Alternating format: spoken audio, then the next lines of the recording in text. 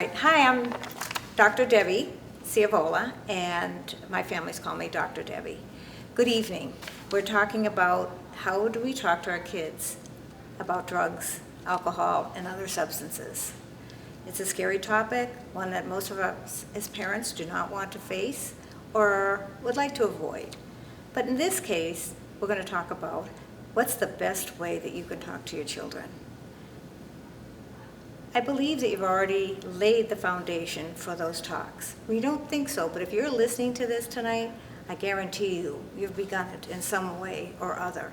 No family, no child is immune. This could happen to any of us with any of our children. The challenges today are much greater than ever before. We have cyberbullying, we have cell phones, we have COVID, where kids are at home, and I understand that so many are dipping into their parents' alcohol as a way and means of coping. There's new ways that we can work with our children and ways we can help prevent them having future problems in regards to drugs and alcohol. You can start early. Most of us wonder, does that really make any difference? How would I ever talk to a young child about drugs and alcohol? It starts simply. You go to the doctor, they prescribe some medications. You explain to your child, we only take medications that mommy and daddy or the doctor has given us. We don't take any other medications, we don't take any other substances from anybody else but mom, dad, and the doctor.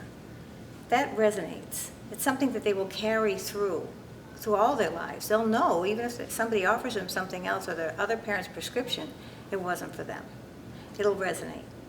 You point out things from age 3 to 7 on TV, people smoking. Some of the old TV shows show people actively smoking constantly. And you can say, no, that's probably not very good for your health. You know, it's kind of like if you ate a lot of sugar all day. Maybe this wouldn't be a good thing to be doing because it might not be very healthy and it might make you sick. Those are things you have as early discussions with children. Point out ways that other children or other people have become involved, if possible, if they watch TV, even if they see the pop-up commercials that come up on their screens. Those are things to talk about. When they hit age 8 to about age 12, you're going to find that you have a different conversation. Now it's become a little bit more in depth. This is now you're talking to your children about things that will either get them in trouble. Somebody let them overhear you saying that Donald Mugford down the street actually was arrested because he was driving his parents' car without his license or even drinking some alcohol. You can watch many, many things, even if they're watching the news, or you can have discussions with them in regards to the effects of smoking. And usually they start early in sometimes type of smoking. You can talk about how you are with friends that may ask you, do you want to smoke a cigarette? Do you want to smoke some marijuana? And practice how they would say no. No, I might really get in a lot of trouble like this. And if they don't feel comfortable, no, it might make me sick. So you talk about that early. You get them prepared. You practice. You know, one thing that's very important when you hit the age from 8 years old on is at nighttime. Is the best time to talk with children. I've found over the years of working with children and families that that's a quiet time. You wait until the lights are out, they're ready for bed, and it's not a lecture, it's a open discussion. And things would be like, not to say, how was that practice today? Because they'd say, good. You'd say, who did you play with today? Who was the best, would you say, on the team today, even if they didn't make a goal? You get them talking. Get them, they're called open-ended conversations rather than closed. A closed would be, again, did you like school today? Yes. You know, did you do your homework? Yes. I also find in the dark that allows you to not be as concerned about your body language. Body language is 80% of everybody's perception.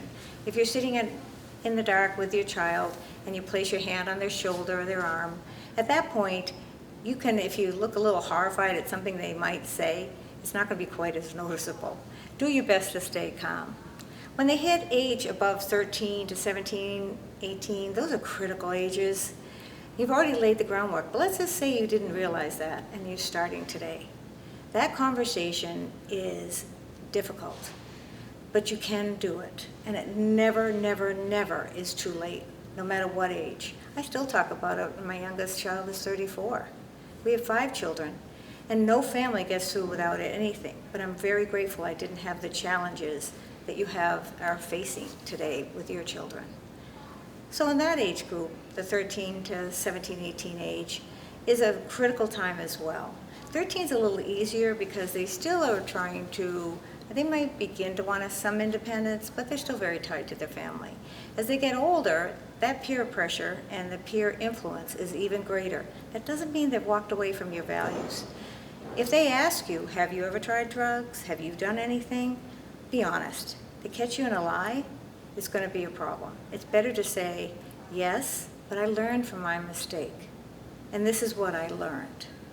So it's important for you to be able to have that discussion and how you feel about it and what you have learned as well.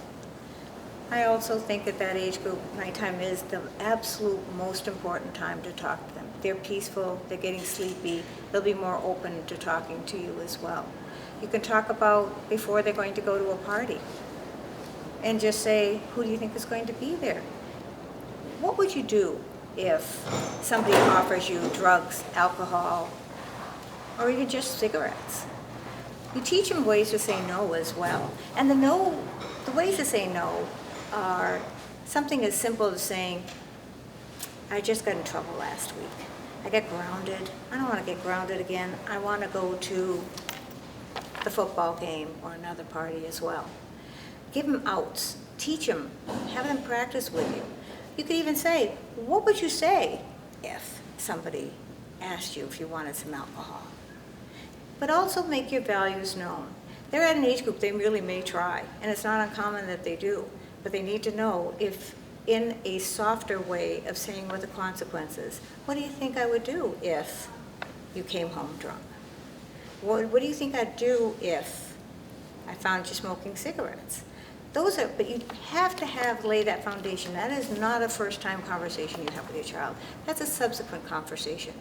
You also teach them to always have $20, as my 7-year-old granddaughter says, backup money. Always in their pocket if they go somewhere.